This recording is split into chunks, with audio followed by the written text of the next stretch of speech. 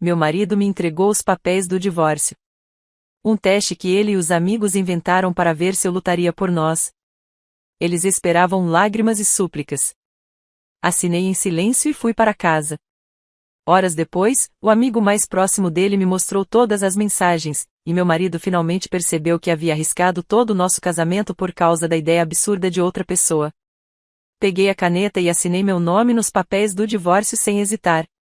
O rosto de Júlia empalideceu. Espere, o que você está fazendo? Exatamente o que você me pediu para fazer, eu disse calmamente, deslizando os documentos assinados de volta para o outro lado da mesa. Seu advogado pode prosseguir com o processo. Ele olhou fixamente para os papéis como se eu os tivesse incendiado. Elodie, espere. Eu pensei que conversaríamos sobre isso primeiro. Você me trouxe os papéis do divórcio durante o jantar, Júlia.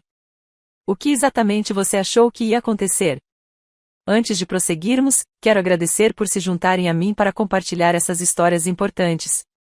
Se você acredita que o amor nunca deve exigir testes ou manipulação, considere se inscrever. É grátis e nos ajuda a alcançar mais pessoas que precisam ouvir isso. Agora, vamos ver como isso se desenrola. Sua boca abriu, fechou, abriu novamente. Nenhuma palavra saiu. Foi a primeira vez em nossos 7 anos de casamento que o vi genuinamente sem palavras. Você deveria lutar por nós, ele finalmente sussurrou. E foi aí que eu entendi. Não se tratava de divórcio. Era um teste. Um jogo doentio que ele fora convencido a jogar por pessoas que não tinham nada a ver com o nosso casamento.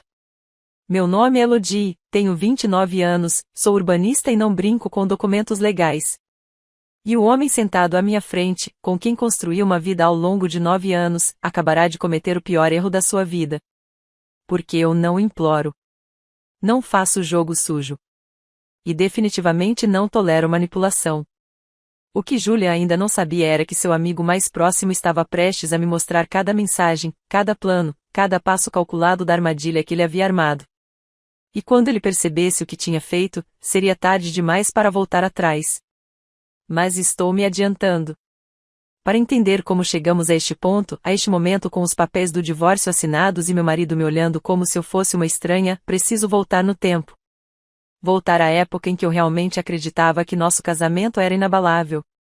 Nos conhecemos há 9 anos na inauguração de uma galeria de arte comunitária, um daqueles eventos de quinta-feira à noite em que as pessoas fingem entender de pinturas abstratas enquanto bebem vinho barato em copos de plástico. Minha colega de trabalho, Raquel, me arrastou para lá, insistindo que eu precisava sair mais depois de passar 3 fins de semana seguidos trabalhando em propostas de zoneamento. Júlia estava parado em frente à mesma pintura em que eu havia parado. Enormes redemoinhos de azul e cinza que poderiam significar qualquer coisa ou absolutamente nada. Fiz um comentário sobre ela representar o isolamento urbano. Ele riu e disse que tinha quase certeza de que era apenas alguém que derramou tinta e resolveu cobrar por isso. Passamos a hora seguinte perambulando juntos pela exposição, criando interpretações cada vez mais absurdas. Ele disse que uma das peças representava a crise existencial dos ímãs de geladeira. Eu disse que outra capturava a jornada emocional de uma lista de compras esquecida. Quando a galeria fechou, minhas bochechas doíam de tanto rir. Trocamos números no estacionamento. Tomamos café 2 vezes naquela semana e jantamos na semana seguinte. Em um mês, eu já sabia que ele era diferente de todos com quem eu já tinha namorado.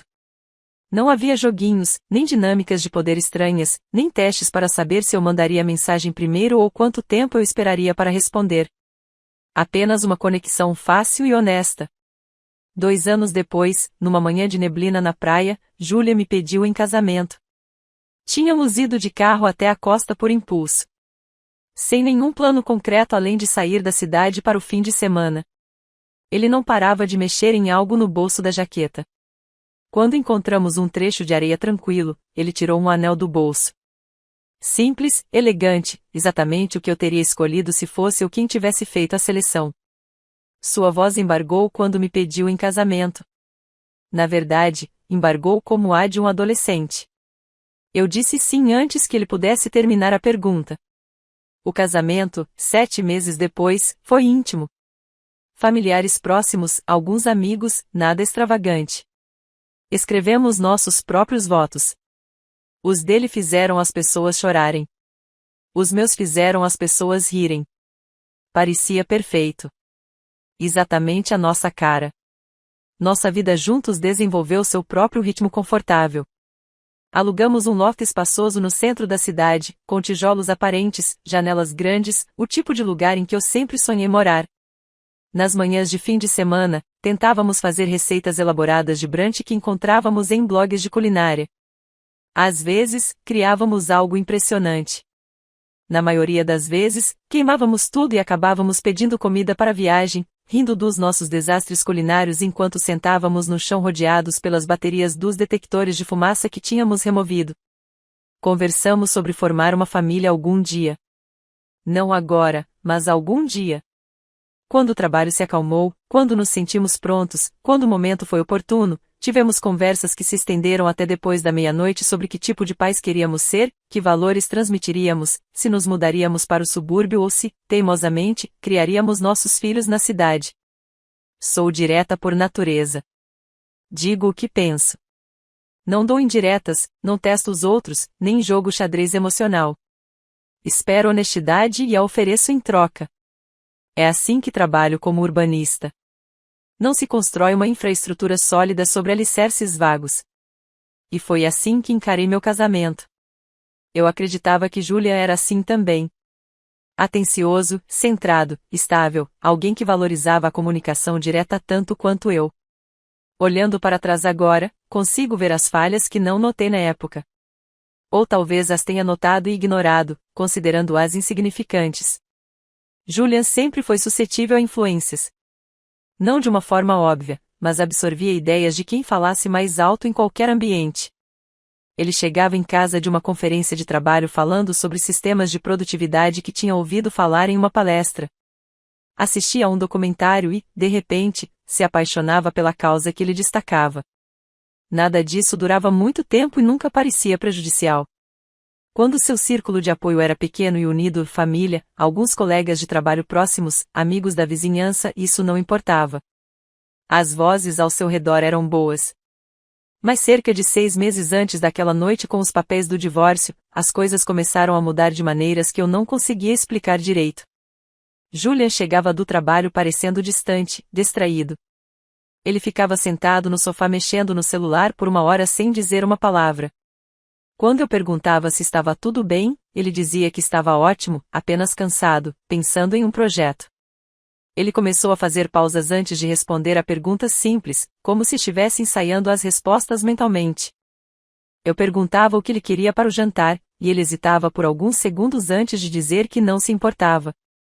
Eu perguntava sobre o dia dele, e ele me dava resumos superficiais que pareciam ensaiados. Atribuí isso ao estresse do trabalho. Todo mundo passa por fases. O casamento tem seus altos e baixos naturais. Eu tinha confiança na nossa base. A irmã mais nova de Julia, Clary, veio nos visitar uma tarde, cerca de 5 meses antes de tudo desmoronar. Estávamos tomando café no sótão quando ela mencionou, quase casualmente, que alguns dos antigos amigos de faculdade de Julia estavam de volta à cidade. O Marcos vai dar uma festa de aniversário no mês que vem, disse ela, mexendo o café com uma tensão desnecessária. O Julian comentou que estava animado para reencontrar todo mundo. Que bom, eu disse. Ele não fala muito sobre os amigos da faculdade. Clary olhou para mim com atenção. Aqueles caras nunca fizeram bem para ele. Eles despertaram esse lado competitivo e inseguro dele, como se ele estivesse sempre tentando provar algo que não precisava provar. Mas as pessoas mudam, eu disse. A faculdade foi há mais de uma década. Talvez, disse Clary, mas não parecia convencida. Ignorei a preocupação dela. Julian tinha 33 anos, não era um adolescente impressionável. Ele conseguiria lidar com o reencontro com velhos amigos sem se perder. Certa noite, cerca de 3 semanas antes de assinar os papéis do divórcio, aconteceu algo que só percebi como significativo muito tempo depois. Julian chegou do trabalho estranhamente quieto. Passou por mim sem me cumprimentar, largou a mochila perto da porta e sentou-se no sofá, olhando fixamente para o celular. Durante 20 minutos seguidos, ele ficou apenas rolando a tela, com uma expressão completamente vazia. Tudo bem? Perguntei da cozinha, onde eu estava cortando legumes. Sim, disse-lhe sem levantar os olhos. Só estava pensando. Sobre o quê? Nada importante. Deixei para lá. Não devia ter deixado. O ponto de virada aconteceu na festa de 35 anos do Marcos. Era um sábado à noite, no início de setembro. Um evento no terraço, lâmpadas Edison penduradas no teto, drinks artesanais, o tipo de reunião que parecia casual, mas que claramente exigia um planejamento considerável. Julian estava excepcionalmente entusiasmado com tudo durante a semana toda. Ele ficava checando detalhes, perguntando se deveríamos levar vinho ou sobremesa, falando de pessoas que eu nunca tinha visto como se já soubesse toda a história de vida delas. Chegamos com cupcakes gourmet da confeitaria perto do nosso loft. O terraço já estava lotado de pessoas rindo, bebendo e posando para fotos com o horizonte da cidade ao fundo. Julian imediatamente se afastou para encontrar Marcos e conversar com os velhos amigos. Eu fui até a mesa de sobremesas para deixar nossa contribuição. Foi então que os vi. Julian estava perto da grade com dois homens que eu nunca tinha conhecido formalmente. Um deles tinha aquele tipo de confiança arrogante que domina o ambiente. Ombros largos, relógio caro, voz um pouco alta demais. O outro pairava meio passo atrás, concordando com entusiasmo com tudo que o primeiro dizia. Julia me fez sinal para me aproximar. Senti que havia problemas antes mesmo de chegar perto deles. O confiante Derek, como eu descobriria mais tarde, me olhou de cima a baixo como alguém que avalia um carro que já decidiu que não vale o preço pedido. Então, está Elodie, disse ele, com a voz carregada de algo que eu não consegui identificar. O Julian não para de falar de você. Espero que sejam coisas boas, respondi calmamente. Ele não respondeu. Em vez disso, começou o que parecia um monólogo ensaiado sobre a falta de firmeza nos relacionamentos modernos, mulheres se acomodando demais e homens precisando impor sua dominância ou correr o risco de serem pisoteados. O outro, Connor, assentiu com a cabeça como se sua concordância estivesse sendo avaliada quanto à precisão. Mas o que mais me incomodou não foi a retórica tóxica de Derek. Foi a expressão no rosto de Julian. Ele ouvia com genuína curiosidade, quase impressionado, como se estivesse absorvendo uma sabedoria profunda em vez de lixo reciclado de alguém que claramente projetava seus próprios fracassos no mundo. Senti um frio na barriga. Aquele não era o Julian que eu conhecia. Era outra pessoa, alguém que eu não reconhecia. E percebi, ali parada naquele terraço, com música tocando e pessoas rindo ao nosso redor, que algo havia mudado fundamentalmente. O veneno de Derek já havia começado a fazer efeito. Eu só não sabia o quão fundo chegaria. Antes que eu pudesse me afastar, Derek voltou a falar com Julian. Sua esposa tem a língua afiada, disse ele, como se eu não estivesse ali, bem na minha frente. Tem certeza de que consegue lidar com isso? Julian deu uma risada sem jeito. Ela só está sendo protetora. Está tudo bem. Protetor? Derek repetiu, deixando a palavra pairar no ar. Essa é uma forma de descrever. Connor se remexeu desconfortavelmente. Encarei Derek diretamente e disse, foi interessante conhecer vocês dois, num tom que deixava claro que a interessante não era um elogio. Então me afastei, deixando Julian parado ali com eles. O resto da festa passou num piscar de olhos. Troquei algumas palavras com a namorada do Marcos, dei-lhe os parabéns por mais um ano de vida e observei do outro lado do terraço Julian, que não saía do lado do Derek. A cada poucos minutos, Derek dizia algo, e Julian assentia, absorvendo a informação como se fosse a verdade absoluta. Não falamos sobre isso no caminho para casa. Julian ficou olhando pela janela, tamborilando os dedos no joelho. Quando voltamos para o loft, ele foi direto para o quarto sem dizer boa noite. Eu fiquei na cozinha, enxaguando nossos copos de água, sentindo o primeiro tremor de algo que eu ainda não conseguia nomear, um mal-estar, talvez, ou a constatação de que algo fundamental havia mudado. Esse foi o começo. O que veio depois aconteceu aos poucos e, de repente, tudo aconteceu. Julian começou a passar muito mais tempo com Derek e Connor. As noites de terça-feira se tornaram noites de pôquer. As noites de quinta-feira viraram drinks depois do trabalho. As tardes de fim de semana desapareceram em partidas de golfe para as quais eu não era convidado. É ótimo reencontrar os caras, disse Julian quando mencionei a mudança em sua agenda. Não tenho um grupo de amigos tão unido há anos. Eu não discuti. As pessoas precisam de amigos. Eu entendia isso. Mas o Julian que voltava para casa depois desses encontros não era o mesmo que saía. Ele chegava depois da meia-noite com cheiro de charuto e uísque, e o celular vibrando sem parar com notificações de grupos de bate-papo. Ele lia as mensagens antes de me dar um beijo de boas-vindas. Às vezes, nem me dava um beijo. Ia direto para o sofá, navegando pelas redes sociais e rindo de coisas das quais eu não fazia parte. Nossas conversas começaram a ficar diferentes, tensas, como se estivéssemos lendo roteiros diferentes. Numa quarta-feira à noite, sugeri que assistíssemos ao documentário que estávamos esperando há semanas para ver juntos. Finalmente tinha estreado no streaming, e eu tinha planejado toda a minha noite em função disso. Pedi comida tailandesa, arrumei o sofá com cobertores e coloquei na fila de reprodução. Julia mal desviou o olhar do celular. Não estou muito no clima. Já faz um mês que estamos falando em assistir a isso. Eu disse que não sou obrigado a entretê-la, Elodie. As palavras me atingiram como um golpe físico. Não porque fossem particularmente cruéis, mas porque não eram dele. A frase, o tom, a frieza distante. Era a voz de Derek saindo da boca do meu marido. Encarei-o, procurando em seu rosto algum sinal de que ele acabará de dizer algo completamente diferente do que costumava dizer. Nada. Ele simplesmente voltou a mexer no celular, o polegar deslizando mecanicamente pela tela. De onde veio isso? Perguntei baixinho. O que? Essa frase. Você se sente na obrigação de me entreter. Você nunca falou assim antes. Ele se irritou. Eu tenho o direito de impor limites. Isso não é um limite. É um roteiro que alguém te deu. Seu maxilar se contraiu. Ele se levantou, pegou o celular e entrou no quarto sem dizer mais nada. Ouvi a porta fechar, não bater com força. Isso teria exigido emoção. Apenas fechar, sem emoção, e de forma definitiva. Comi a comida tailandesa sozinha no sofá. Do quarto, eu conseguia ouvi-lo rindo de algo no celular. O som atravessava as paredes, abafado, mas nítido.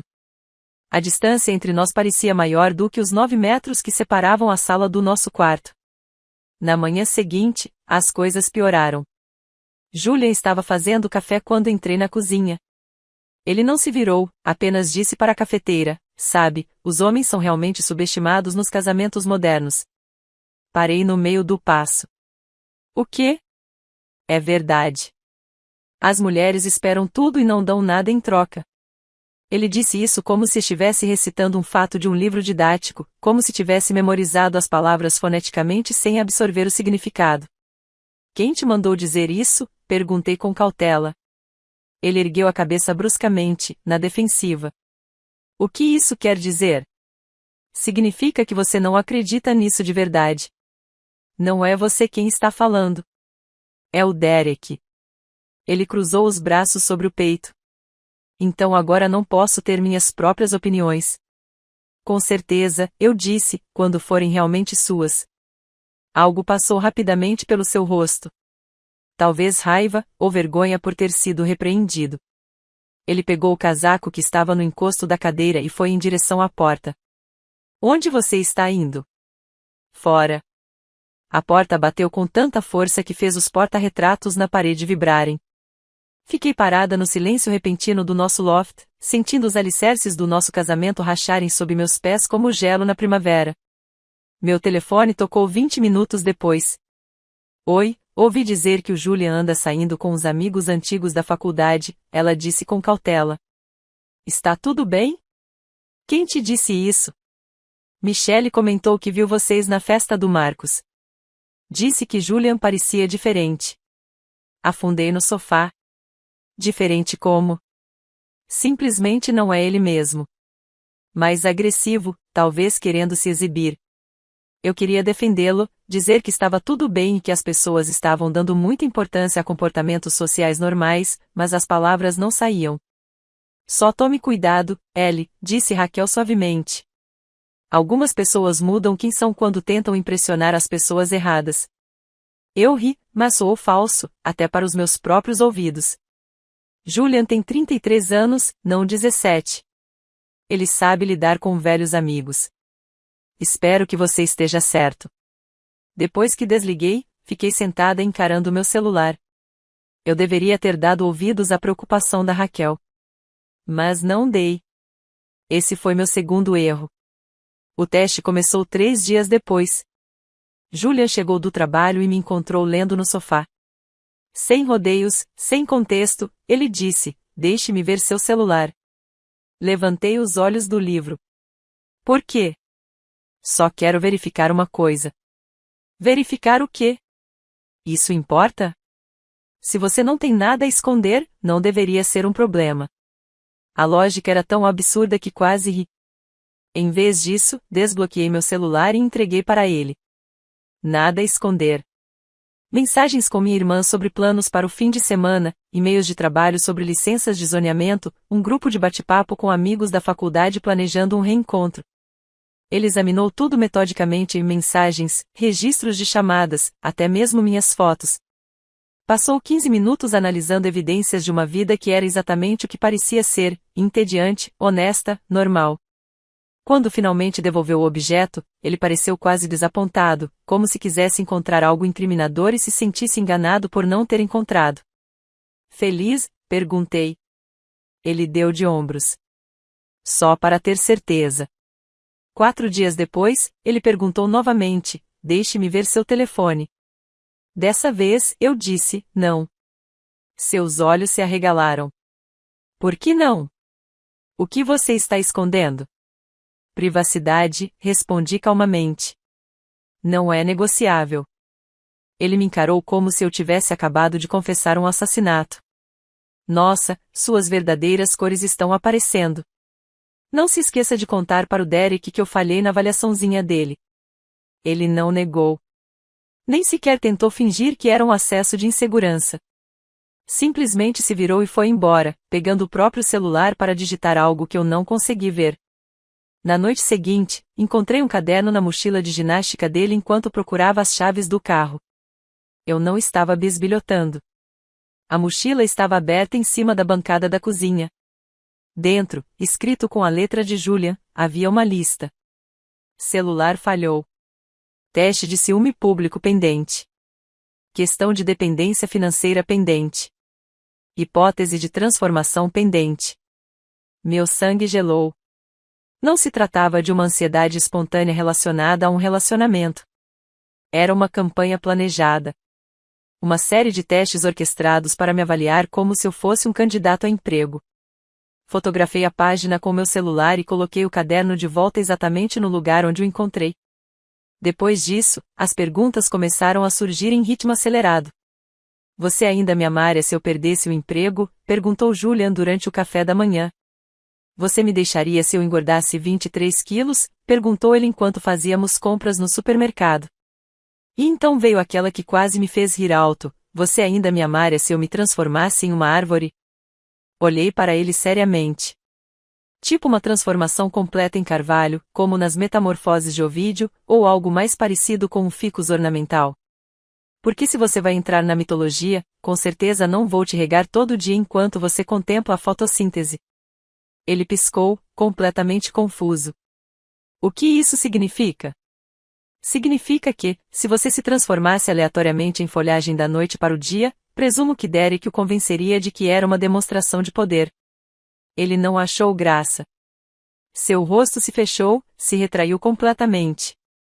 Aparentemente, todas as minhas respostas estavam erradas. Muito levianas. Pouco emotivas. Não era um roteiro que me haviam dito para seguir. Ele fingia estar magoado, esperando que eu me desculpasse profusamente ou fizesse alguma grande declaração de devoção eterna. Mas esse nunca foi o meu estilo de comunicação. Ele sabia disso quando se casou comigo. De repente, eu estava sendo avaliada como uma participante de um reality show para o qual eu nunca tinha feito teste.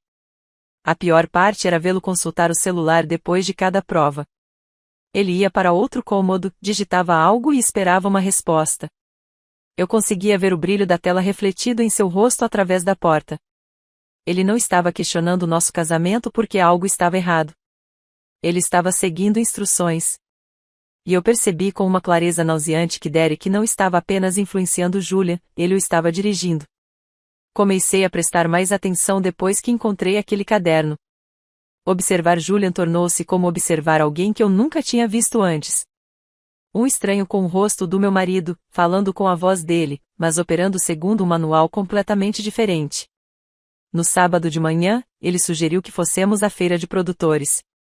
Costumávamos ir todos os fins de semana antes de Derek entrar em nossas vidas. Era nosso ritual, passear pelas barracas de produtos frescos, experimentar queijos e comprar flores que não precisávamos, só porque eram lindas. Pensei que talvez ele estivesse tentando se reconectar, encontrar o caminho de volta à normalidade. Eu deveria ter imaginado que não seria assim. Estávamos em uma banca de frutas e verduras examinando tomates antigos quando Julian, de repente, apontou para uma mulher que vendia mel do outro lado do corredor. Ela é bonita, disse-lhe em voz alta, tão alto que várias pessoas próximas se viraram para olhar. Não reagi, apenas continuei examinando os tomates. Muito bem para ela. Ele esperou. Eu podia sentir o olhar dele sobre mim, avaliando minha reação. Quando não demonstrei o ciúme que ele buscava, tentou novamente. Você ouviu o que eu disse? Eu disse que ela é atraente. Peguei um tomate particularmente bonito, inspecionando-o em busca de imperfeições. Pores do sol também são bonitos. Qual é o seu ponto? Uma mulher que olhava pepinos ali perto reprimiu um sorriso. O vendedor atrás da barraca estava concentrado em arrumar seus produtos. A voz de Julian subiu mais um tom. Você nem se importa se eu reparo em outras mulheres. Não particularmente, respondi calmamente, colocando o tomate na nossa cesta. Um casal que estava perto da alface deu uma risadinha. O rosto de Julian ficou vermelho. Ele me encarou como se eu o tivesse humilhado na frente de um estádio lotado, em vez de um punhado de estranhos comprando verduras. O vendedor de mel parecia profundamente desconfortável, fingindo estar muito ocupado rearranjando potes que não precisavam ser rearranjados. Paguei pelos nossos produtos. Julian estava a 1 metro de distância, irradiando fúria, com a mandíbula tão tensa que eu podia ver o músculo se contraindo. A viagem para casa foi silenciosa. Suas mãos apertavam o volante com tanta força que seus nós dos dedos ficaram brancos. Ele olhava fixamente para frente, sem dizer uma palavra, quase sem respirar. A cada poucos segundos, seu celular vibrava no porta-copos. Ele dava uma olhada rápida, depois voltava a olhar para a estrada, e depois para o celular novamente. Quando voltamos ao loft, ele foi direto para o quarto e fechou a porta. Não bateu com força, ele era controlado demais para isso, mas fechou com uma firmeza deliberada. Guardei as compras. Através da porta do quarto, pude ouvir a voz dele, abafada, mas agitada. Então, outra voz respondeu, mais grave, mais calma, Derek. Não consegui entender as palavras, mas não precisava. O tom me disse tudo. Derek estava validando qualquer narrativa que Julian tivesse construído sobre meus fracassos como esposa, encorajando-o, alimentando a toxicidade. Eu estava na cozinha segurando um maço de salsa que havia esquecido de colocar na geladeira, ouvindo meu marido buscar apoio emocional no homem que estava destruindo nosso casamento. Naquela noite, Julian saiu do quarto com algo novo no olhar, uma frieza que eu nunca tinha visto antes, um distanciamento que parecia calculado em vez de emocional. Ele sentou-se no sofá em frente a mim, com as mãos juntas no colo, como se fosse proferir uma declaração preparada. Precisamos ter uma conversa séria, disse ele. Pausei o podcast que estava ouvindo. Esperei. Tenho pensado muito, Elodie. Acho que não somos mais compatíveis. Aquelas palavras deveriam ter doído. Talvez tivessem doído 1 mês atrás, mas eu vinha prevendo isso há semanas. Eu via os alicerces se deteriorando. Isso não foi uma surpresa. Foi apenas a confirmação. Ei, eu disse. O que mudou exatamente? Ele pareceu momentaneamente desconcertado com a minha compostura. Provavelmente esperava lágrimas, mas em vez disso, eu apenas fiquei sentada esperando que ele se explicasse. Eu sinto que você não luta por nós. Que você realmente não se importa. Essa não é uma resposta, eu disse calmamente. Isso é um roteiro. O que realmente aconteceu? O que eu fiz ou deixei de fazer que te fez sentir assim? Ele se esforçou, buscando detalhes específicos que claramente não possuía. Você não o entenderia. Você nunca prioriza minhas necessidades emocionais. Lá estava novamente a frase de Derek, palavra por palavra, proferida como se Julia a tivesse memorizado para uma prova. Então me ajude a entender, eu disse. Estou bem aqui. Explique-me. Mas ele não podia ou não queria. Todas as minhas tentativas de investigar mais a fundo, de chegar à raiz do problema, esbarravam em uma série de clichês vagos que pareciam ter sido copiados e colados de um fórum sobre masculinidade tóxica. Preciso de alguém que lute por mim. Preciso de alguém que demonstre paixão. Preciso de alguém que prove seu comprometimento. Reconheci cada uma das frases. Eram todas do Derek. Nenhuma era do Julian. Já pensaram em terapia de casal? Perguntei. Poderíamos conversar com alguém juntos. Descobrir o que realmente está acontecendo aqui. A resposta dele foi rápida e fria: terapia não vai resolver isso. E as mulheres só sugerem terapia quando querem controlar a narrativa. Senti algo dentro de mim ficar muito quieto. Muito calmo. Aquele tipo de calma que surge quando você finalmente entende exatamente com o que está lidando. Isso não é verdade, eu disse baixinho. Mas se é nisso que você acredita, então temos problemas maiores do que eu imaginava. Ele se levantou abruptamente. Já falei com um advogado. Tenho a documentação pronta. O ar saiu da sala. Por um instante, não consegui respirar. Não conseguia processar o que ele acabará de dizer. Quando? Eu consegui há 2 semanas, 2 semanas. Enquanto ainda dormíamos na mesma cama, enquanto eu ainda lhe preparava café de manhã, enquanto ainda vivíamos as formalidades de um casamento, ele já estava planejando o fim. Será que Derek sabe? Perguntei, embora já soubesse a resposta. Julian hesitou, depois assentiu. Ele me ajudou a encontrar o advogado. Disse que eu precisava me proteger. Claro que sim. Derek não apenas envenenou a mente do meu marido, como também o ajudou a usar a lei como arma contra mim. Levantei-me devagar, com cuidado. Eles pediram ao seu advogado que me enviasse os documentos. Julian piscou. Chega. Você não vai lutar contra isso. Não há nada para discutir, eu disse. Você já fez sua escolha. Há 2 semanas. Ele abriu a boca, fechou-a, esperava resistência, um colapso emocional, súplicas. Essa aceitação calma claramente não estava no roteiro que Derek lhe havia dado. Fui até a cozinha, me servi um copo d'água e esperei minhas mãos pararem de tremer. 3 dias depois, Julian colocou uma pasta na mesa de jantar, entre os nossos pratos, como se fosse uma correspondência que precisasse ser assinada. Eu tinha feito massa. Estávamos comendo em silêncio. Então, a pasta apareceu. O que é isso? Perguntei, embora uma parte de mim já soubesse. Basta olhar para isso, disse ele. Abriu o envelope. Papéis do divórcio, impecáveis, oficiais, devastadores em sua formalidade. Tem certeza disso? Perguntei baixinho. É o melhor para nós dois, disse ele. Sua voz tinha aquele tom mecânico de novo. Ensaiada. Preciso priorizar meu crescimento. Não posso fazer isso enquanto me sentir desvalorizado. Como você foi subestimado? Perguntei. Dê-me um exemplo específico. Ele buscou desesperadamente uma resposta, não conseguiu encontrar nenhuma e voltou ao roteiro.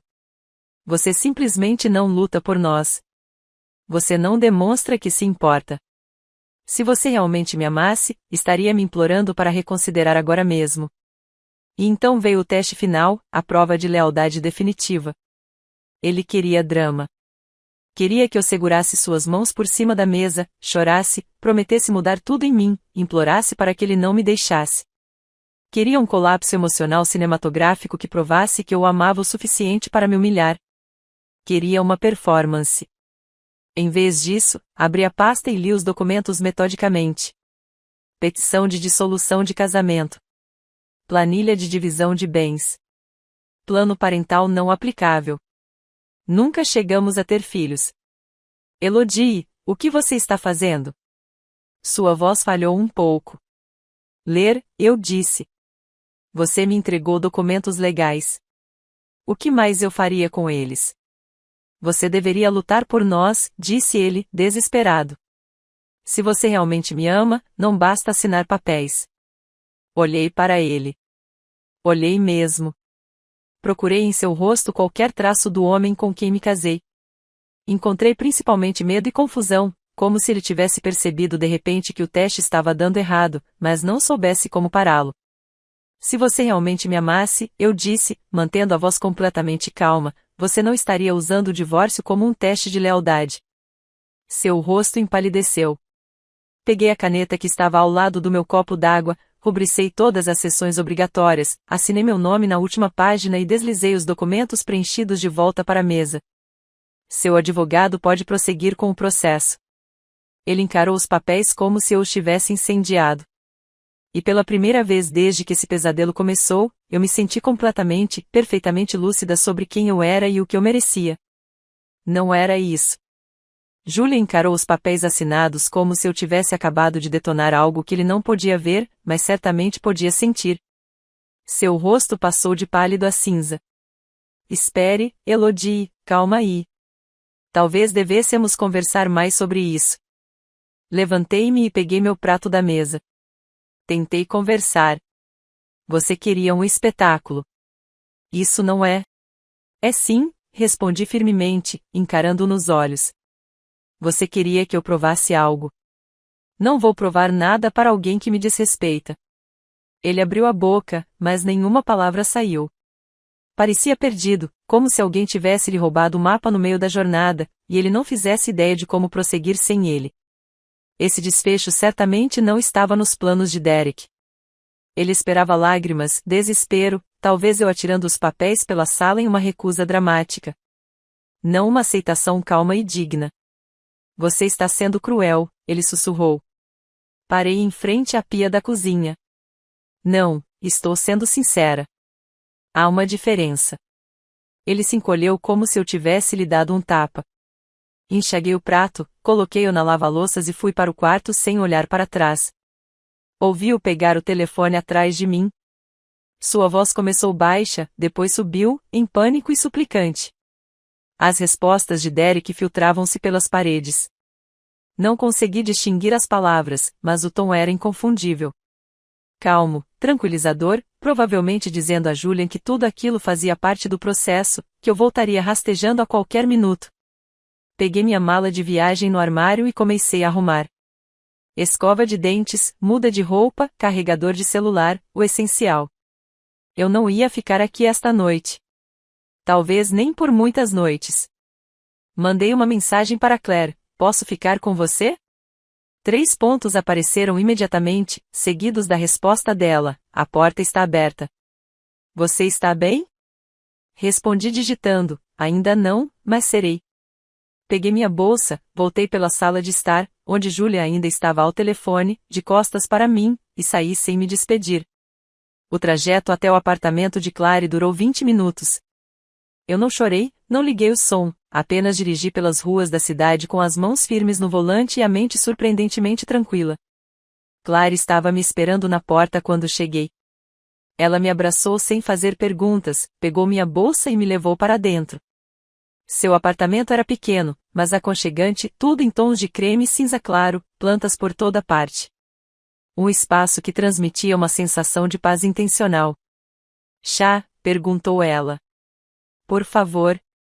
Sentamos no sofá dela enquanto a chaleira esquentava. Ela não fez força. Apenas sentou ao meu lado, esperando que eu estivesse pronta. Ele me entregou os papéis do divórcio, eu disse finalmente. Então, eu os assinei. Claire assentiu lentamente. E agora ele está em pânico porque você realmente fez o que ele pediu. Exatamente. Isso parece típico do Julian, disse ela baixinho. Ele nunca soube lidar com o fato de as pessoas acreditarem na palavra dele. A chaleira apitou. Ela se levantou para fazer o chá, e eu fiquei sentada sentindo o peso do dia finalmente se instalar em meus ossos. Pela manhã, meu celular estava lotado. Mensagens de amigos com quem não falava há meses. Textos cuidadosamente elaborados, todos com o mesmo tom excessivamente cauteloso. Ei, soube que você está passando por um momento difícil. Estou aqui se precisar conversar. Força. Você consegue. Só passando para saber como você está. Me avise se precisar de alguma coisa. A linguagem era muito parecida, muito ensaiada, como se todos tivessem recebido instruções da mesma fonte. Então, Michele, do trabalho, mandou uma mensagem que esclareceu tudo. Ouvi dizer que você estava emocionalmente distante. Não imaginava que fosse tão sério. Emocionalmente distante. Cheguei a rir alto. Não de divertimento, mas de reconhecimento. Derek já tinha começado a espalhar a sua versão dos acontecimentos, pintando-me como a vilã, a esposa fria que nunca valorizou o marido, que reprimiu o seu crescimento emocional, que o manipulou psicologicamente. A hipocrisia era quase impressionante. Respondi a cada um dos meus amigos com a mesma mensagem. Júlia iniciou o divórcio como um teste. Eu assinei. Essa é toda a história. Algumas pessoas imediatamente se retrataram, pedindo desculpas por terem tirado conclusões precipitadas. Algumas fizeram perguntas adicionais, genuinamente preocupadas.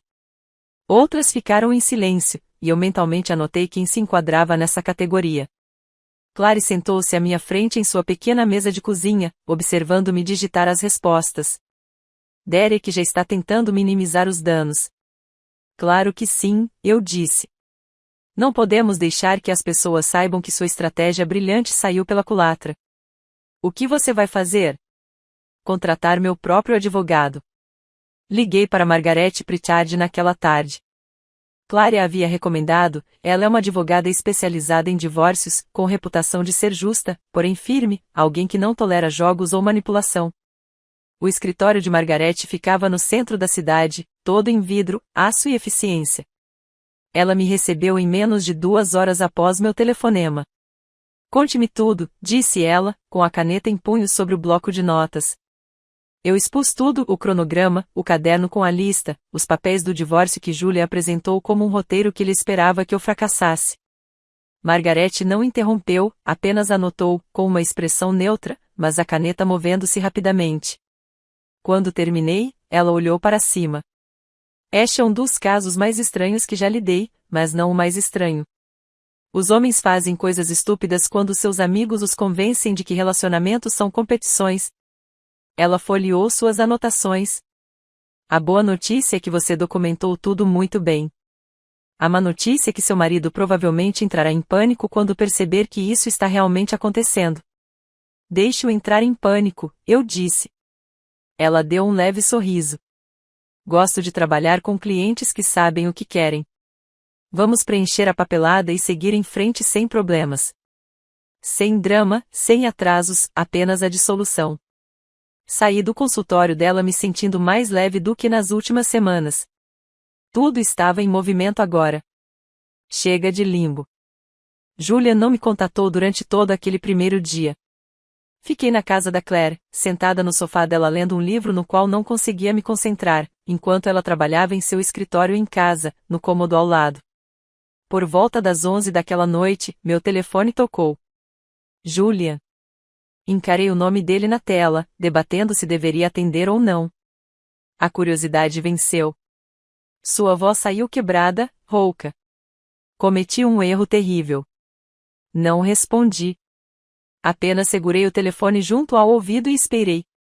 Eu não quis dizer nada daquilo. Eu não ia mesmo prosseguir com o divórcio. Era. Ele fez uma pausa, e eu pude perceber que ele estava lutando com a confissão. Era para ser um teste. Ali estava, em voz alta, confirmado. Derek disse que você se recusaria a assinar, sussurrou Julia. Ele disse que se você realmente me amasse, lutaria mais. Eu pensei que você lutaria. Permaneci em silêncio. Não havia nada de produtivo a dizer, nada que pudesse mudar o que já havia acontecido. Ele desabou completamente naquele momento, soluços convulsivos, desculpas frenéticas se atropelando, explicações desconexas sobre como Derek o havia convencido de que isso fortaleceria nosso casamento, como ele pensara que me chocar com os papéis do divórcio me faria provar minha devoção. Como ele jamais imaginara que eu realmente assinaria. Eu te amo, ele repetia. Eu te amo. Eu não queria isso. Mas tudo o que eu senti foi clareza. Uma clareza fria e perfeita. Ele tentou testar nosso casamento com documentos legais. Deixou que outra pessoa controlasse seu julgamento e esperava que eu cooperasse com a manipulação como se fosse algo normal em amar alguém. Quando ele finalmente se esgotou, quando os soluços se transformaram em respiração trêmula e os pedidos de desculpas se esgotaram, eu simplesmente disse, adeus, Julia. E encerrei a ligação. Clary apareceu na porta da sala de estar. Você está bem? Assenti com a cabeça. Sim, estou. Pela primeira vez em meses, sei exatamente qual é a minha posição. Ela veio e sentou-se ao meu lado no sofá. Julia me ligou ontem, perguntou se eu poderia falar com você, para convencê-lo a reconsiderar. O que você disse? Eu disse a ele que ele fez a sua escolha e agora terá que conviver com as consequências. Ela me olhou atentamente. Ele é meu irmão. Eu o amo, mas o que ele fez com você foi cruel e estúpido, e eu não vou ajudá-lo a consertar isso. Senti uma onda de gratidão tão forte que quase me fez chorar. Obrigada por não me empurrar. Ela apertou minha mão. Você é a pessoa mais forte que eu conheço, Ellie. Você não precisa de ninguém para lutar suas batalhas. Você só precisa de pessoas que não contribuam para elas. Naquela noite, dormi melhor do que em semanas. Chega de esperar por exames que eu nem sabia que veriam. Chega de pisar em ovos perto de alguém que deveria ser meu parceiro. Chega de me perguntar se o homem que eu amava ainda estava lá dentro, em algum lugar sob a influência de Derek. Apenas clareza, fria e pura, e finalmente minha. Na manhã seguinte, acordei no sofá da Clary com a luz do sol entrando pelas janelas voltadas para o leste e o cheiro de café fresco vindo da cozinha. Por um instante, esqueci onde estava. Então, tudo voltou à minha mente, os papéis assinados, o telefonema desesperado do Julia, a clareza que finalmente encontrei. Meu celular vibrou na mesa de centro. Uma mensagem de um número desconhecido, que se revelou ser do Connor. Elodie, por favor. Preciso falar com você urgentemente. Sei que não mereço seu tempo, mas não posso mais ficar em silêncio. Não depois de tudo que aconteceu. Fiquei encarando a mensagem por vários minutos, lendo-a repetidamente. A sombra perpétua de Derek, o cara que concordava com tudo, nunca se pronunciava, nunca questionava. Por que ele entraria em contato agora? O que ele poderia ter a dizer que importasse? Mas algo na mensagem parecia genuíno. Desespero misturado com culpa, como se ele estivesse carregando um fardo pesado e finalmente não conseguisse mais suportá-lo. Respondi, quando e onde? A resposta dele veio em segundos. A qualquer hora, em qualquer lugar que você quiser. Tenho coisas que você precisa ver. Combinamos de nos encontrar em uma cafeteria do outro lado da cidade, um lugar onde eu nunca tinha estado com Julia, um local neutro e longe de qualquer lugar onde pudéssemos encontrar pessoas conhecidas. Connor já estava lá quando cheguei, sentado em uma mesa de canto, curvado sobre uma xícara de café que claramente não havia tocado. Ele parecia péssimo, sem fazer a barba, com as roupas amassadas como se tivesse dormido com elas, os olhos vermelhos e exaustos. Ele se levantou quando me viu me aproximar. Obrigado por me receber, disse ele, com a voz um pouco trêmula. Eu não tinha certeza se você viria. Sentei-me em frente a ele. Diga o que precisar dizer. Ele respirou fundo, tentando se acalmar. Não estou aqui para dar desculpas nem defender ninguém. Só preciso que vocês saibam a verdade sobre o que aconteceu. O que ainda está acontecendo? Esperei. Connor pegou o celular com as mãos trêmulas. Derek manipulou todos nós, a mim, Julia, todos naquele grupo. Ele não oferece amizade. Ele oferece controle. Ele não quer colegas que o desafiem. Ele quer discípulos que validem sua visão de mundo, não importa o quão tóxica ela seja. Ele desbloqueou o celular e começou a percorrer as mensagens. Tentei impedir. Tentei avisar o Julia, mas não falei alto o suficiente. Não fui forte o suficiente. E tenho vivido com essa culpa desde então. Ele me entregou o celular como se estivesse apresentando provas em um julgamento. A tela estava repleta de capturas de tela, todas com os respectivos horários claramente visíveis. A primeira foi uma mensagem de Connor para Julia, datada de 3 semanas antes dos papéis do divórcio. Jay, isso é uma loucura. Derek está te empurrando para algo destrutivo. Isso não é força. Isso não é liderança. Você está se perdendo. Você está deixando ele transformar seu casamento em um jogo de guerra. Ele está projetando os fracassos dele em você, e você está deixando ele reescrever a sua realidade. Li 2 vezes. Connor realmente tentou. Ele viu o que estava acontecendo e tentou intervir. O que Julian disse? Perguntei. O maxilar de Connor se contraiu. Ele me disse que Derek entendia de relacionamentos melhor do que eu. Que eu tinha inveja do crescimento dele. Que ele precisava confiar no processo. Ele olhou para mim com olhos exaustos. Essas foram as palavras exatas dele. Confie no processo. Parecia que ele fazia parte de algum tipo de seita. Senti-me mal. Meu marido escolheu a validação tóxica de Derek em vez da preocupação genuína de alguém que realmente se importava com ele. Connor pegou o celular de volta e continuou rolando a tela. Está piorando. Ele abriu o grupo de bate-papo, Derek, Connor, Julian e outros 2 caras que eu vagamente reconheci da festa do Marcos. As mensagens eram recentes, de apenas alguns dias atrás. O nome de Derek aparecia repetidamente, com longos parágrafos em suas postagens. Connor, você é patético. Pare de ser um idiota. Você parece ter sofrido lavagem cerebral por propaganda feminista. Se você não consegue apoiar o crescimento do Julian, então calhe a boca. É por isso que você não consegue manter relacionamentos. Você tem inveja da transformação dele e está tentando sabotá-la. Os ataques continuaram por várias páginas. Violentos, implacáveis, todos direcionados a Connor por ousar questionar o que Derek estava fazendo. Depois disso, eu saí do grupo, disse Connor em voz baixa. Não queria mais nada com a manipulação do Derek. Mas o Julian ficou. Ele escolheu o Derek acima de tudo. Acima de você, acima de mim, acima do próprio julgamento. Por que você está me mostrando isso? Perguntei. O que você quer de mim? Connor parecia genuinamente magoado. Nada. Não quero nada. Só precisava que você soubesse a verdade. Porque o Derek está contando para todo mundo que você era o problema, que você era controlador e emocionalmente distante, que você sabotou o crescimento do Julian e o manipulou psicologicamente. Ele fez uma pausa. E Julian está tão sob a influência de Derek que está começando a acreditar nisso. Senti uma estranha mistura de validação e raiva. Validação de que eu não estava louca, de que a manipulação tinha sido real e calculada. Raiva de quão meticulosamente Derek havia orquestrado tudo. Tem mais, disse Connor. Ele rolou a tela para trás em suas mensagens, encontrando conversas entre Derek e Julian de semanas antes mesmo de a separação ser mencionada. O que eu vi me deixou gelado. As mensagens delineavam uma estratégia completa.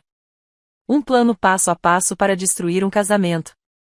Primeiro, crie distância emocional. Faça-a sentir que está te decepcionando. Depois, exija espaço. Ela precisa se sentir insegura. Finalmente, apresente os papéis do divórcio. Se ela assinar, é porque nunca te amou de verdade. Se ela se recusar e lutar, então vale a pena mantê-la por perto. Foi realmente insano. Um verdadeiro manual para usar o divórcio como arma. Mas o que mais doeu foram as respostas de Julian, pequenos momentos em que a dúvida transparecia. Não sei se quero fazer isso. Parece extremo e cruel. E se ela assinar mesmo? E se eu a perder para sempre? Eu a amo. Não quero destruir o que temos. Cada vez que Julian hesitava, Derek respondia com o mesmo tipo de reforço. Esmagando a dúvida, alimentando a toxicidade. Dúvida significa fraqueza. Um homem de verdade testa sua mulher. Você merece uma parceira que lute. Ela não vai embora a menos que você a force. Trata-se de recuperar o seu poder. Devolvi o telefone para Connor, com a mão mais firme do que eu esperava. Agradeço por você ter me mostrado isso. De verdade, ajuda a saber que eu não estava imaginando coisas. Mas, perguntou Connor, percebendo meu tom de voz. Mas isso não muda minha decisão. Não vou voltar. Ele assentiu com a cabeça, e algo como alívio cruzou seu rosto. Eu não achei que você fosse fazer isso. Honestamente, eu esperava que não. Você merece coisa melhor do que alguém que se deixou manipular a ponto de destruir algo bom. Por que você ficou em silêncio por tanto tempo? Perguntei. Connor olhou para o seu café. Covardia, principalmente. Eu não queria ser alvo dos ataques do Derek. Não queria perder o grupo de amigos.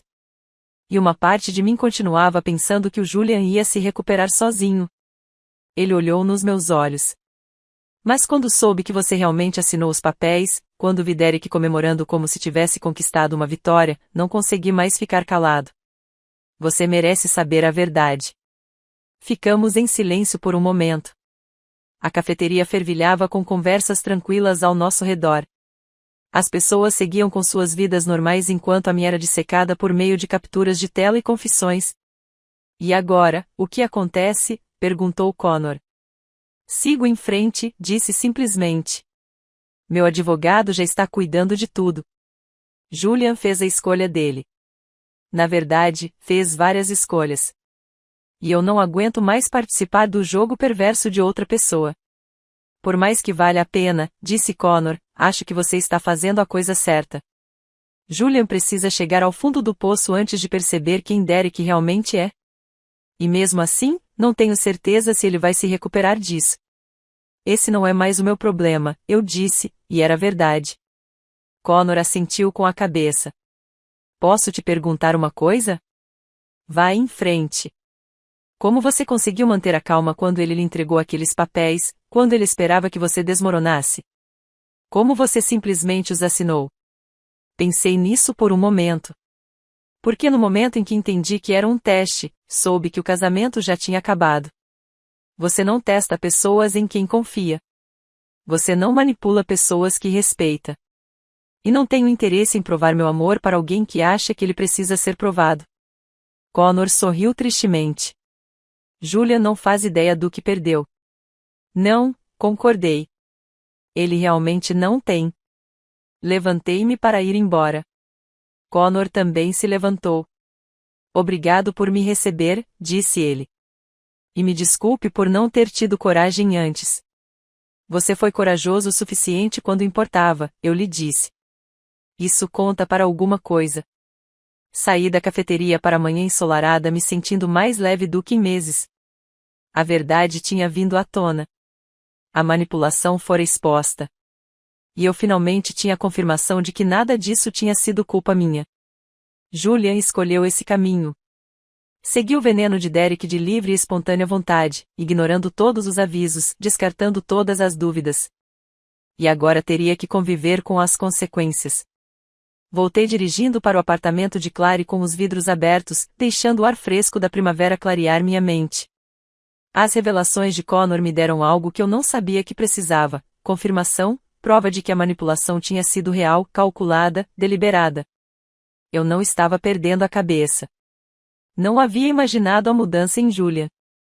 Tudo fora orquestrado por alguém que não tinha nada melhor para fazer do que destruir a felicidade alheia. Quando voltei, Clary estava trabalhando na mesa da cozinha, com o laptop aberto e os óculos no nariz. Ela olhou para cima quando entrei. Como foi? Esclarecedor, eu disse, largando as chaves no balcão. Connor me mostrou tudo, todo o plano, cada mensagem, cada manipulação. Clary fechou o laptop. E isso não muda nada. Continuo seguindo em frente com o divórcio. Ela assentiu com a cabeça, sem surpresa. Ótimo. Naquela noite, eu estava sentada no sofá da Clary lendo quando um movimento do lado de fora da janela chamou minha atenção. Olhei para a rua lá embaixo e o vi. Julia andando de um lado para o outro na calçada como se tivesse perdido alguma coisa e não conseguisse se lembrar onde a tinha deixado. E aí vinha, telefone na mão, olhando para o prédio de Clary a cada poucos segundos. A campainha do interfone tocou. 1, 2, 3 vezes em rápida sucessão. Clary se levantou e apertou o botão. O quê? Clary, por favor. Preciso falar com a Elodie. A voz de Julian saiu fraca e desesperada. Ela não quer falar com você. Vá para casa, Julian. Só 5 minutos, por favor. Não. Vá para casa antes que eu chame a polícia. Ela soltou o botão. A campainha tocou novamente imediatamente. Ela a desconectou da tomada. Meu telefone começou a tocar. O nome de Julia apareceu na tela. Recusei a chamada. Tocou de novo. Recusei novamente. Desliguei o toque. As mensagens de texto começaram a chegar em massa. Observei-as aparecerem uma após a outra, sem abrir nenhuma. Por favor, Elodie, deixe-me explicar. Você está cometendo um grande erro. Derek estava errado. Agora eu percebo isso. Eu te amo. Por favor, não jogue fora tudo que construímos. As mensagens não paravam de chegar. Pedidos de desculpas misturados com acusações. Desespero se transformando em raiva, e depois voltando a súplicas. Uma montanha-russa emocional na qual eu não tinha o menor interesse em embarcar. Clary sentou-se ao meu lado no sofá. Quer que eu chame a polícia? Balancei a cabeça negativamente. Ainda não. Deixe-o se esgotar. Ficamos sentados em silêncio assistindo à TV com o volume baixo enquanto Julia andava de um lado para o outro do lado de fora por 2 horas seguidas. Finalmente, por volta da meia-noite, ele desistiu e foi embora. Mas isso não foi tudo.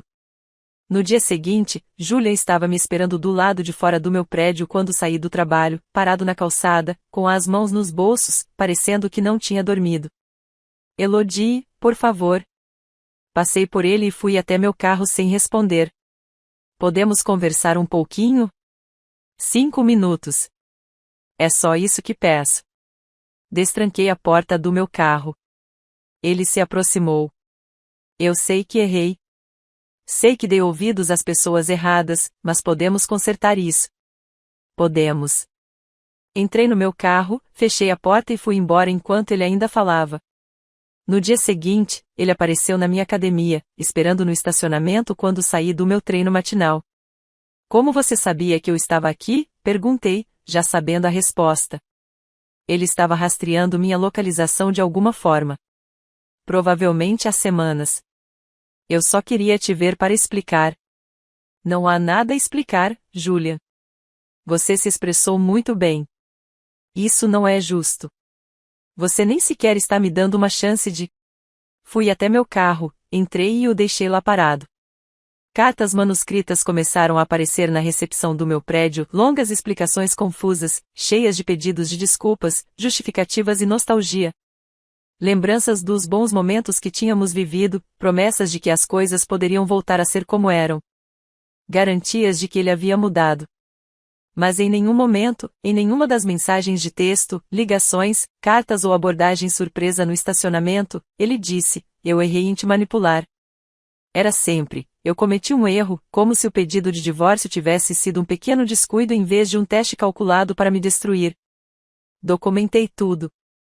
Capturas de tela das mensagens de texto, fotos dele esperando do lado de fora do meu local de trabalho, cópias das cartas, depoimentos de Clary e da minha colega Michelle, que o viu rondando meu carro. Encaminhei tudo para Margaret. Ela revisou tudo e enviou uma notificação formal por escrito ao advogado de Julia. A linguagem jurídica era complexa, mas a mensagem era clara. Nada de visita sem aviso prévio, nada de esperar do lado de fora da residência ou do local de trabalho de Elodie, nada de tentativas de contato fora dos canais legais, nada de emboscadas emocionais. Assim que as consequências se tornaram legais, em vez de apenas emocionais, Julian parou imediatamente. As ligações cessaram. As mensagens de texto pararam. As cartas deixaram de aparecer. Chega de confrontos no estacionamento ou aparições surpresa na porta da minha academia. Senti uma satisfação mórbida ao ver como ele recuou rapidamente quando os limites reais se mostraram realmente eficazes. Enquanto isso, Connor me mantinha informada sobre o que estava acontecendo no mundo de Derek. Derek está perdendo a cabeça, ele mandou uma mensagem certa noite. Ele está furioso porque você sabe de tudo. Ele está culpando Julian por ser fraco, me culpando por trair o grupo. Ele está te chamando de manipuladora e dizendo que você envenenou todo mundo contra ele. Ótimo, respondi. Que ele imploda. Connor me mandou uma captura de tela do grupo de bate-papo, aquele do qual ele já tinha saído, mas aparentemente ainda conseguia ver. A mensagem de Derek preenchia a tela. É isso que acontece quando vocês deixam as mulheres controlarem a narrativa. Elodie manipulou todos vocês. Ela é a verdadeira vilã aqui. Ela se fez de vítima e vocês todos caíram na dela. Julian está melhor sem ela. Mostrei para Clary. Ela leu e riu.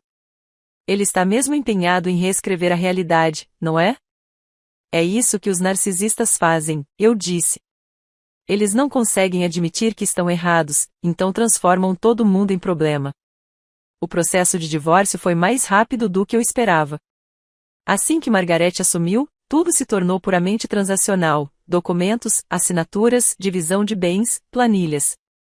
Julian e eu dividimos o conteúdo do sótão da mesma forma que adultos exaustos lidam com separações. Item por item, cômodo por cômodo. Nenhum de nós tinha energia para brigar por bens materiais.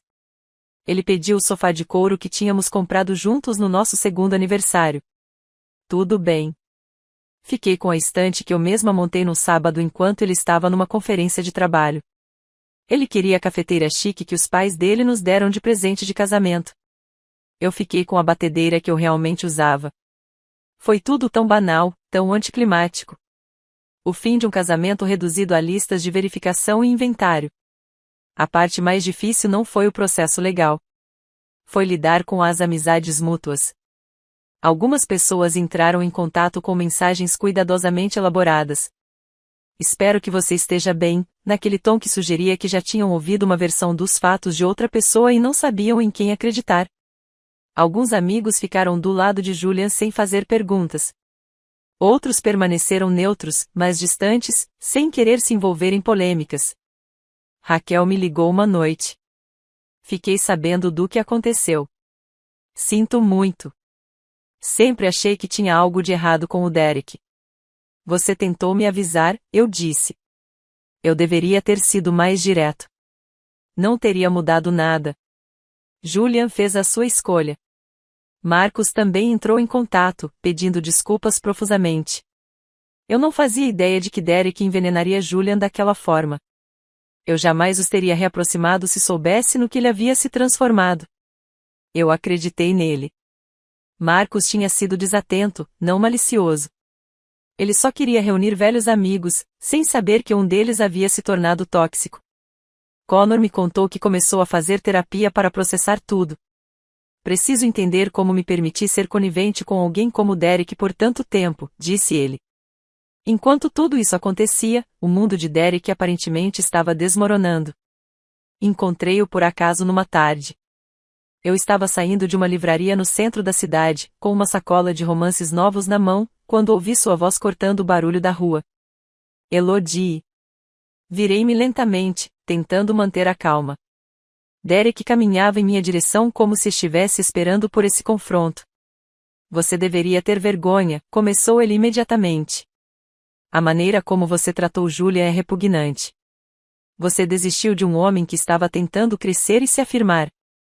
Olhei para ele fixamente. Você pretende fazer uma pausa para respirar em algum momento? Ele piscou, perdendo o ritmo. Você interrompeu minha tarde, eu disse. Então estamos quites. Ele cerrou os dentes. Você o abandonou quando ele precisava que você lutasse. As pessoas na calçada diminuíam o passo, observando o desenrolar do confronto. Perguntei-lhe sinceramente: alguma vez na sua vida aconteceu exatamente como você conta? Seu rosto ficou vermelho. O que isso quer dizer? Estou falando sério. Você já passou por 2 divórcios, aparentemente caminhando para um terceiro, e de alguma forma ainda acha que tem o direito de dar lições de relacionamento às pessoas. Vários transeuntes pararam completamente, deixando de fingir que não estavam ouvindo. Derek abriu a boca, mas nenhum som saiu. Pela primeira vez desde que o conheci, ele não tinha absolutamente nada a dizer. O rosto de Derek se contorceu, uma montanha-russa de emoções que ele não conseguia processar. Confusão, raiva, humilhação. A multidão ao nosso redor havia aumentado. Pelo menos uma dúzia de pessoas agora observava abertamente, em vez de fingir que não viam nada. Você é uma feminista tóxica, ele finalmente conseguiu dizer, com a voz tremendo um pouco. Quase ri. Claro, deve ser isso. Definitivamente não é o fato de você ter arquitetado um plano de divórcio e esperado aplausos quando ele explodisse na cara de todos. Ele abriu a boca novamente, mas nada saiu. Seu cérebro pareceu travar completamente. Pela primeira vez desde que conheci Derek, ele estava genuinamente sem palavras. Sem respostas ensaiadas, sem clichês tóxicos, apenas silêncio. Não vou discutir com você, eu disse calmamente. Você não é problema meu. Nunca foi. Passei por ele, entrei no meu carro e fui embora enquanto ele permanecia paralisado na calçada, como se alguém o tivesse desligado no meio de uma apresentação. Pelo retrovisor, vi alguns pedestres rindo.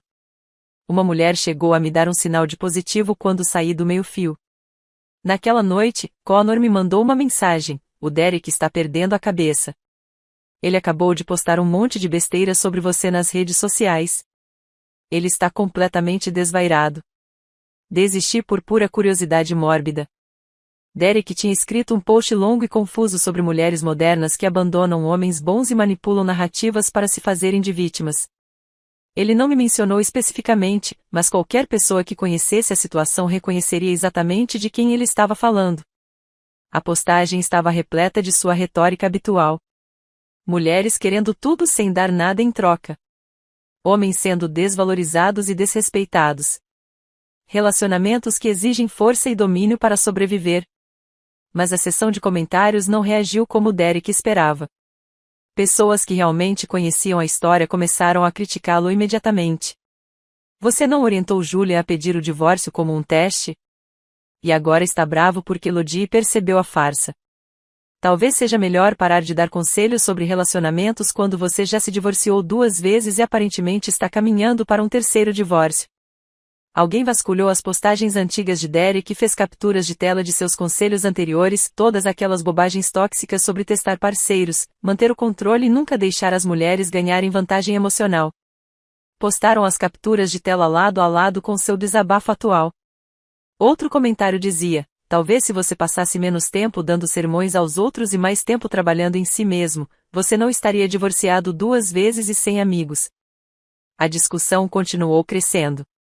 Pessoas compartilhando suas próprias experiências com a manipulação de Derek. Outras postando histórias sobre seus casamentos fracassados. Alguns conhecidos em comum apontando a hipocrisia de alguém cuja própria vida estava desmoronando dar conselhos a pessoas em relacionamentos saudáveis. Derek apagou a publicação em menos de 3 horas, mas as capturas de tela já haviam circulado. As pessoas a salvaram, compartilharam e espalharam por diversas plataformas. O estrago estava feito. 4 semanas depois, Connor enviou outra mensagem: você precisa ver as últimas postagens do Derek nas redes sociais. É absolutamente insano. Verifiquei, curiosa para saber em que novo desastre ele havia se metido. Derek aparentemente havia entrado em uma nova fase. Seu perfil estava repentinamente repleto de fotos de casal com uma mulher chamada Stephanie. Elegante, com aparência profissional, o tipo de pessoa que provavelmente tinha vida organizada de maneiras que Derek definitivamente não tinha. Suas legendas mudaram completamente de tom. Finalmente encontrei uma mulher que combina com a minha energia. Ela me desafia intelectualmente. Aprendendo o que é uma parceria de verdade. Este era o mesmo homem que havia repreendido Julian por nunca deixar que as mulheres o manipulassem emocionalmente. A mesma pessoa que pregava sobre manter o domínio e o controle a todo custo.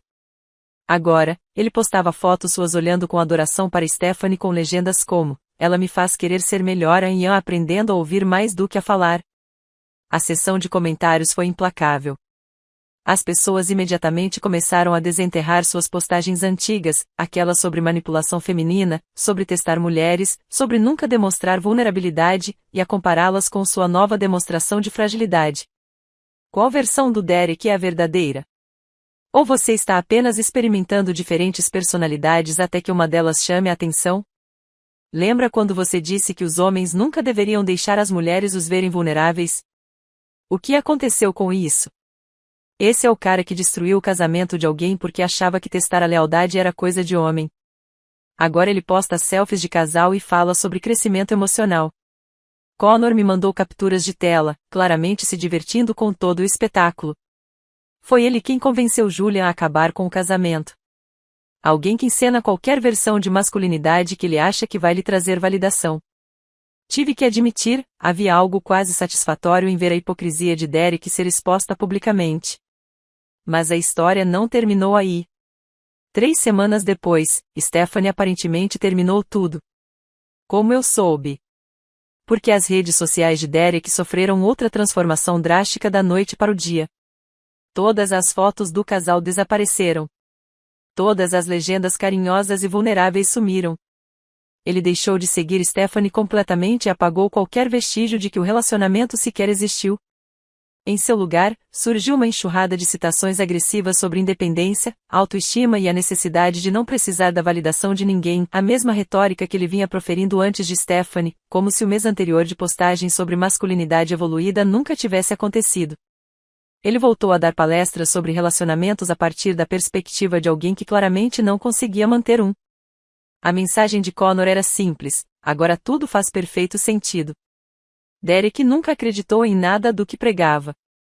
Ele só queria atenção e controle, e destruiu seu casamento por causa do próprio ego. Não respondi. Não havia mais nada a dizer sobre Derek. Ele era um homem triste e inseguro, repetindo os mesmos padrões tóxicos indefinidamente, culpando todos os outros quando inevitavelmente falhavam. Mas enquanto Derek se desmoronava publicamente, Julian continuava em espiral descendente em particular. Mesmo depois de Margaret ter enviado a notificação legal formal, Julian continuou testando os limites. Ele passava de carro lentamente em frente ao prédio de Clary, pelo menos uma vez por dia. Ele aparecia em cafeterias perto do meu escritório, sentava-se num canto com o laptop aberto, fingindo que era coincidência. Deixava pacotes com amigos em comum, livros que ele achava que eu gostaria, um cachecol que eu tinha mencionado que queria meses atrás, uma foto nossa emoldurada do nosso casamento. Cada um vinha com um bilhete pedindo ao amigo que o repassasse, que me dissesse que sentia muito, que me avisasse que havia mudado.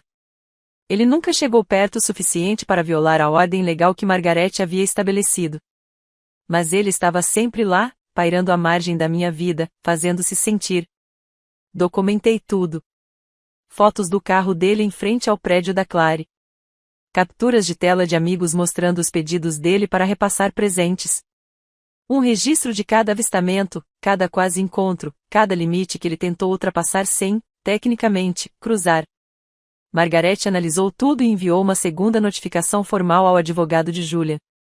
Desta vez, a linguagem era mais incisiva. Caso o contato continuasse fora dos canais legais, buscaríamos medidas protetivas e possíveis acusações de assédio. Isso finalmente quebrou qualquer fantasia em que Julian estivesse vivendo. Os ataques de carro pararam. As aparições em cafeterias acabaram. Os pacotes pararam de chegar por meio de amigos em comum. Quando as consequências legais reais se tornaram iminentes, não apenas as questões emocionais, mas ordens judiciais concretas e possíveis acusações criminais, ele recuou completamente. Naquele momento, percebi algo importante. Julian nunca tinha sido realmente perigoso. Ele não era violento nem ameaçador. Era apenas fraco, facilmente manipulável, buscando desesperadamente validação em fontes que jamais preencheriam o vazio dentro dele. Isso não justificava o que ele tinha feito, a manipulação, os testes, os papéis do divórcio, o comportamento de perseguição posterior. Nada disso era aceitável. Mas me ajudou a entender que, na verdade, nada disso tinha a ver comigo. Eu não era uma esposa ruim. Não deixei de lutar pelo nosso casamento. Não fui fria demais, nem distante demais, nem nada disso. Julian destruiu nosso relacionamento porque Derek o convenceu de que manipulação era força, que testar era amor, que parcerias verdadeiras exigiam provas constantes em vez de simples confiança. E quando me recusei a entrar no jogo, quando desafiei e assinei os papéis, ele entrou em pânico. Não porque me tivesse perdido, mas porque tinha falhado no teste que Derek tinha criado. Toda a sua noção de identidade estava atrelada à visão de mundo tóxica de Derek. E quando essa visão de mundo desmoronou, quando eu não reagi da maneira que Derek prometeu que eu reagiria, Julia não tinha mais nada em que se apoiar. Senti algo próximo à pena por ele. Não o suficiente para aceitá-lo de volta. Não o suficiente para perdoar o que ele me fez passar, mas o suficiente para entender que ele também era uma vítima. Apenas uma vítima voluntária que escolheu o veneno de Derek em vez da nossa parceria. O processo de divórcio prosseguiu, documentos assinados, bens divididos. O loft foi vendido para um jovem casal que não fazia ideia da história contida naquelas paredes.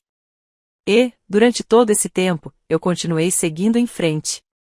Um dia de cada vez, uma assinatura de cada vez, um passo mais perto da liberdade. O dia da audiência final chegou numa manhã de terça-feira no final da primavera. Um daqueles dias que parecem bonitos demais para terminar. Céu azul límpido, sol quente, pássaros cantando nas árvores do lado de fora do tribunal como se nada de importante estivesse acontecendo lá dentro. Cheguei 15 minutos mais cedo. Margarete me encontrou no saguão, revisando os documentos finais pela última vez, para garantir que tudo estivesse em ordem. Isso deve ser simples, disse ela. Assine, confirme. Pronto. Vocês estarão oficialmente divorciados até a hora do almoço. Assenti com a cabeça, sentindo-me surpreendentemente calma. Sem nervosismo, sem dúvidas, apenas a tranquila certeza de que era exatamente isso que precisava acontecer. Julia já estava esperando no corredor do lado de fora do tribunal quando chegamos. Ele parecia abatido, não fisicamente menor, apenas desanimado, como se alguém finalmente tivesse cortado a validação externa da qual ele dependia há meses. Ele usava o mesmo terno que havia usado no nosso casamento. Não sei se foi intencional ou mera coincidência, mas pareceu uma tentativa desesperada de simbolismo que falhou completamente. Estávamos sentados em lados opostos do corredor, Margarete ao meu lado, o advogado de Julia ao lado dele. O silêncio era pesado, desconfortável. Julia não parava de me olhar de soslaio, abrindo ligeiramente a boca como se quisesse falar, mas não conseguisse encontrar as palavras. Não ofereci nenhuma abertura. Não criei espaço para discursos de última hora nem tentativas de reconciliação. Simplesmente fiquei sentado esperando que nossos nomes fossem chamados. Finalmente, ele sussurrou através do espaço entre nós: Elodie, nós realmente não precisamos finalizar isso. Olhei diretamente para ele. Sim, Julia, com certeza. Essas são as consequências das escolhas. Ele engoliu em seco, com o pomo de Adão subindo e descendo visivelmente. Nunca imaginei que terminaria assim. Você não imaginou, eu disse baixinho. Você deu ouvidos a alguém que odiava a nossa felicidade mais do que se importava com o seu bem-estar? E você escolheu acreditar nele em vez de confiar em mim? Seus olhos se encheram de lágrimas que não chegaram a cair. Você poderá me perdoar pelo que eu fiz? Refleti sobre a questão honestamente. Não te odeio, Julia, mas não confio em ti. E sem confiança, não há nada sobre o que construir. Ele assentiu lentamente, como se minhas palavras confirmassem algo que ele já havia aceitado internamente, mas que não queria admitir em voz alta. O atendente apareceu na porta. Brennan contra Brennan. Nos levantamos, entramos na pequena sala do tribunal e nos sentamos à mesa com nossos respectivos advogados enquanto o juiz revisava os documentos finais. Todo o processo levou menos de 20 minutos. Assine aqui. Coloque suas iniciais aqui. Confirme que todos os bens foram divididos de forma justa. Confirme que não há pendências. Confirme que ambas as partes concordam com a dissolução. Sim. Sim. Sim. O juiz assinou a sentença final. Seu casamento está oficialmente dissolvido. Ambos estão livres para ir embora. Assim, sem mais nem menos. 7 anos de casamento terminaram com uma assinatura e uma frase. Saímos juntos, nossos advogados se dispersando em direções diferentes. Julian e eu ficamos perto da saída do tribunal, com a luz do sol da primavera entrando pelas altas janelas. Adeus, Elodie, disse-lhe suavemente. Adeus, Julian. Sem gritos e confrontos. Sem confissões dramáticas de última hora. Sem momentos de revelação dignos de filme. Apenas duas pessoas que um dia se amaram, se despedindo pela última vez. Caminhei sozinha até meu carro, sentindo-me mais leve do que nos últimos meses. Leve de verdade, como se eu tivesse carregado algo pesado por tanto tempo que tivesse esquecido a sensação de ficar em pé com a postura ereta. Clara estava me esperando em um pequeno restaurante a alguns quarteirões de distância. Tínhamos planejado um almoço tranquilo depois da audiência, uma forma dela garantir que eu não estivesse sozinho quando tudo finalmente terminasse. Quando entrei, ela se levantou imediatamente e me abraçou forte. Como você se sente? Perguntou ela quando finalmente me soltou. De graça, eu disse simplesmente. E era a verdade. Sentamo-nos, pedimos vinho e massa e conversamos sobre tudo, menos sobre Júlia, o divórcio e os últimos 6 meses de processos judiciais. Clary me contou sobre um projeto em que estava trabalhando. Eu contei ela sobre uma proposta de zoneamento que finalmente havia sido aprovada pela Câmara Municipal após meses de revisões. Rimos de um filme horrível que tínhamos assistido na noite anterior. Conversa normal, vida normal, sem testes, sem manipulação, sem pisar em ovos, apenas duas pessoas que realmente se importavam uma com a outra, compartilhando uma refeição e desfrutando da companhia uma da outra. O grupo de amigos tóxicos já havia se desintegrado completamente. Connor cortou relações com Derek de vez e, aparentemente, estava se saindo melhor na terapia. Marcos se desculpou diversas vezes e se distanciou de toda a situação. Os outros caras do grupo se dispersaram, provavelmente aliviados por escaparem da influência de Derek. O próprio Derek foi humilhado publicamente e ficou sem um relacionamento, tentando desesperadamente reconstruir sua fachada destruída nas redes sociais, enquanto todos que sabiam a verdade assistiam à sua hipocrisia se desenrolar em tempo real. E Julian estava isolado, consumido pelo arrependimento, finalmente entendendo o que havia destruído, mas incapaz de consertar. Às vezes eu sentia pena dele. Não o suficiente para reconsiderar. Não o suficiente para entrar em contato, apenas uma tristeza distante por alguém que tinha algo bom e jogou fora porque estava convencido de que não era o bastante. 3 meses após a finalização do divórcio, encontrei Marcos em uma feira de produtores locais. Ele me viu examinando tomates tradicionais, o mesmo tipo que Julian e eu estávamos olhando no dia em que ele fez seu teste público de ciúmes e se aproximou com cautela. Elodie, podemos conversar um minuto? Assenti com a cabeça e nos afastamos da banca de frutas e verduras. Eu te devo um pedido de desculpas, disse Marcos. Um pedido de desculpas sincero. Você já se desculpou, lembrei-o. Ele balançou a cabeça. Não o suficiente. Eu trouxe Derek de volta para a vida de Julia. Eu os reconectei. Eu não sabia no que Derek havia se transformado, mas eu deveria ter sido mais cuidadoso. Eu deveria ter prestado atenção aos sinais de alerta. Apreciei a sinceridade dele. Você não tinha como saber. Derek é muito bom em esconder quem ele é até já estar dentro da cabeça de alguém. Marcos hesitou, depois disse baixinho, Julian está sofrendo. Sofrendo muito. Ele cortou relações com Derek completamente há cerca de um mês, mas o estrago já está feito. Ele perdeu você. Perdeu a maioria dos amigos. Perdeu o respeito próprio. Ele me olhou atentamente. Acho que ele finalmente entendeu o que jogou fora. Senti uma pontada de algo. Não arrependimento, não saudade, apenas tristeza pelos anos desperdiçados e pelo potencial que jamais se concretizaria. Espero que ele encontre a paz, eu disse sinceramente. De verdade, mas não comigo. Marcos assentiu com a cabeça. Entendo. De qualquer forma, você lidou com tudo com mais elegância do que a maioria das pessoas conseguiria. Agradeci e continuei minhas compras, deixando-o ali parado, com uma expressão de alívio por a conversa ter corrido tão bem. Naquela noite, meu telefone vibrou com uma mensagem de um número desconhecido, que acabou sendo o novo telefone de Julia. Apenas 3 palavras, sinto muito. Fiquei olhando para a mensagem por um longo tempo. Uma parte de mim queria responder, reconhecer o pedido de desculpas, oferecer algum tipo de conclusão final que pudesse nos ajudar a seguir em frente completamente. Mas outra parte, a parte que vinha reconstruindo minha vida pedaço por pedaço nos últimos 6 meses, sabia que responder só reabriria uma porta que eu havia fechado com cuidado e deliberadamente. Apaguei a mensagem sem responder. 6 meses após o divórcio ser finalizado, eu estava sentada no meu novo apartamento. Menor que o loft que eu e Julian dividíamos, mas inteiramente meu. Um quarto, janelas grandes, uma cozinha que eu vinha aos poucos equipando com utensílios de cozinha que eu realmente usava. Claire estava me ajudando a pendurar quadros na parede. Raquel tinha trazido vinho e estava preparando uma playlist no celular. Estávamos rindo de algo completamente trivial, um cliente com quem Raquel tinha lidado no trabalho e que insistia que a Terra era plana, quando me dei conta de algo.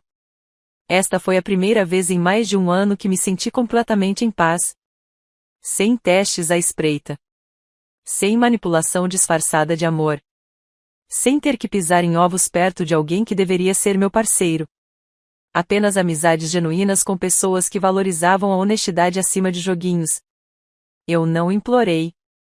Eu não cedi. Eu não representei o teatro emocional que Julian havia sido instruído a esperar. Simplesmente me afastei de alguém que escolheu destruir o que havíamos construído porque um homem manipulador e inseguro convenceu de que o amor exigia testes e provas constantes. E eu nunca olhei para trás.